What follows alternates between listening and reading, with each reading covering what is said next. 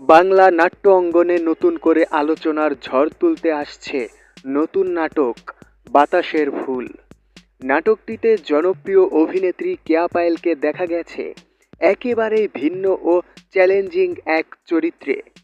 পাগল এক নারীর রূপে তার উপস্থিতি দর্শকদের মনে গভীর প্রভাব ফেলেছে। এই নাটকটিতে কেয়া পায়েলের পাশাপাশি গুরুত্বপূর্ণ চরিত্রে অভিনয় করেছেন জনপ্রিয় অভিনেতা ফারহান আহমেদ জোভান। দুজনের অভিনয় রসায়ন, আবেগী সংলাপ ও বাস্তবধর্মী উপস্থাপন নাটকটিকে করেছে আরও শক্তিশালী। কেয়া পায়েলের পাগল রূপে এলোমেলো চুল, মলিন পোশাক আর চোখে মুখে অসহায়ত্বের ছাপ।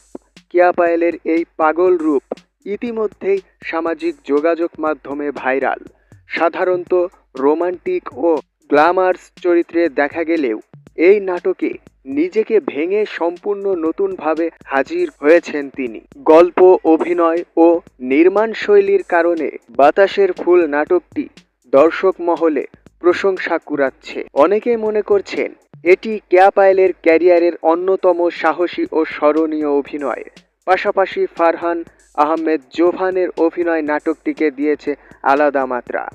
সব মিলিয়ে বাতাসের ফুল হতে যাচ্ছে আবেগ, ভালোবাসা ও বাস্তবতার এক অনন্য গল্প। নাটকটি আসছে খুব শীঘ্রই। সবাই আপডেট পেতে চ্যানেলটি সাবস্ক্রাইব করে সাথে থাকুন এবং নিউজটি শেয়ার করে আপনার বন্ধুদের মাঝে দেখার সুযোগ করে দিন। বাতাসের ফুল নাটকটি দেখতে কারা কারা আগ্রহী তা কমেন্টে জানান।